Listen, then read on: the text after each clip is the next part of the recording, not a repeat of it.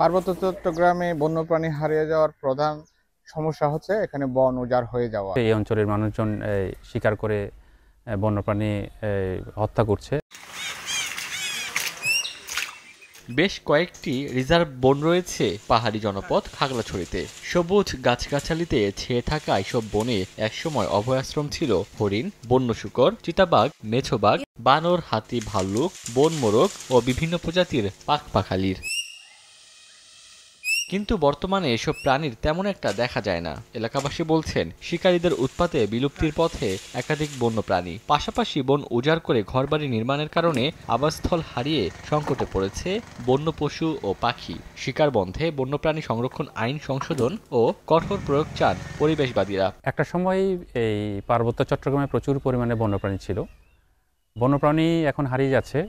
বিশেষ করে হচ্ছে এই অঞ্চলের মানুষজন শিকার করে বন্যপ্রাণী হত্যা করছে এবং পাশাপাশি বন উজাড় হওয়ার আরেকটা কারণ। আমরা শিক্ষিত মানুষও এর পিছনে অনেক দায়ী, কারণ শিক্ষিত মানুষরা এই ধরনের পার্বত্য অঞ্চলে এসে তারা প্রথমে কি করতে চায়, বনমোরগ খেতে চায়, হরিণের মাংসগুলো খেতে চায়।